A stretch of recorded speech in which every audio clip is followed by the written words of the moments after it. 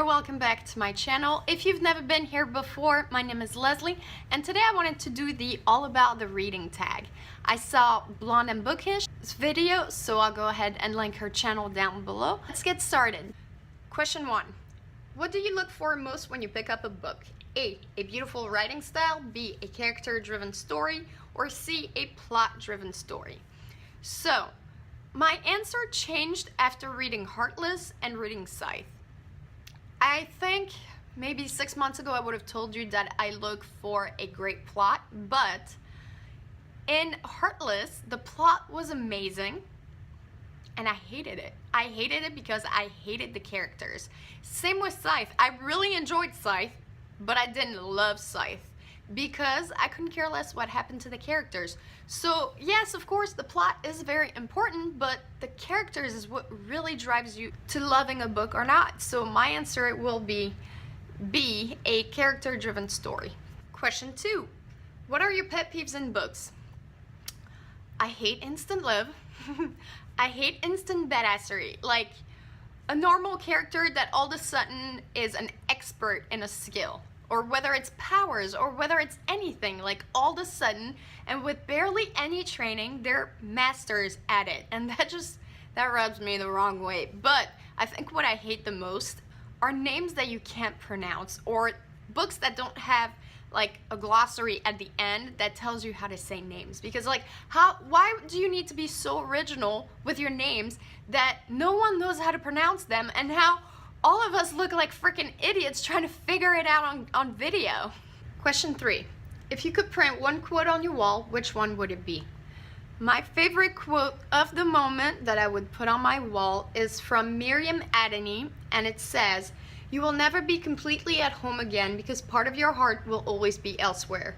That is the price you pay for the richness of loving and knowing people in more than one place."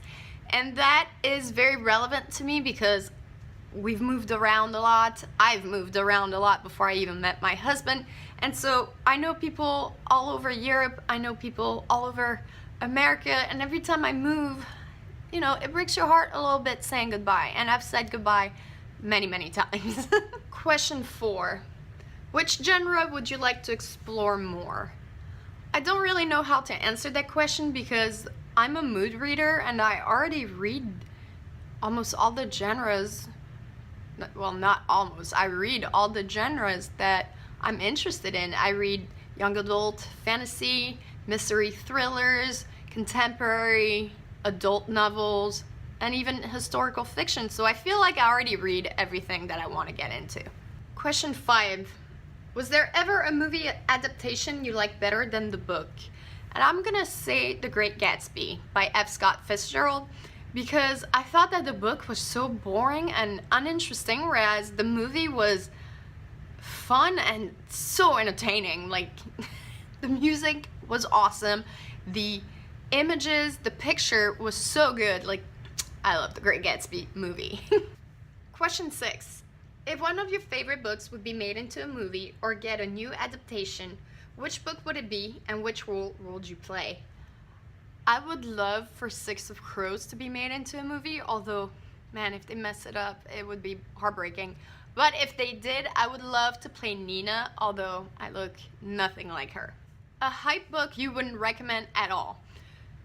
So I'm gonna go with Aquafast because it was hyped when it came out. Everybody wanted to read it and then everybody hated it. But nonetheless, it was hyped, and I agree, it was awful. I would never recommend anybody read it. Just skip it. It's not needed. Question 8. A book that highly influenced your life and way of thinking. Man, that's hard. I'm gonna go with The Lord of the Rings just because it came to me at a moment in my life when I was extremely depressed, and so it gave me a new world to focus on and a world that was so magical. And so it definitely influenced me because it helped me through my depression. And so in that way, it definitely changed my way of thinking. Question 9. Are you a fan of rereading books? Do you do it often? So if I fall in love with a series, I will read it back to back immediately just because I'm not ready to get out of that world. I did that with Six of Crows, and I do that periodically. If I find a book that I really enjoy, I'll just read it right over again. On the other hand, no, I don't reread books just because I've already read it, and I like to read new stories. So I'll reread books periodically when I've forgotten most of the details, which leads me to having to read Harry Potter soon, because I remember the movies, but I don't remember the details from the books. So I'm gonna start rereading Harry Potter. Almost there, guys. Question 10. Which book title could easily be the title of your life? I've thought about this question, and I can't come up with an answer. Is there a title somewhere called Instability? And last but not least, question 11. Which book should be required reading for everyone? So I don't know, because I literally just finished reading Catcher in the Rye, which is required by a lot of schools or college credits, and I don't understand why. So I feel like in today's age, a required reading should be something that teaches you about diversity, love and friendship, and tolerance. So if you have any recommendations or any titles that come to mind, like I can't think of anything, but if you have a title that comes to mind with that being the center focus, I would love to hear it. And we are done. I'm not going to tag anybody because I'm literally so far behind on all my tags that I've been tagged into that everyone's already done them. So if you want to do it, you haven't done it, I'm tagging you now. And yeah, this is it. So I'll catch you guys in my next video. Bye.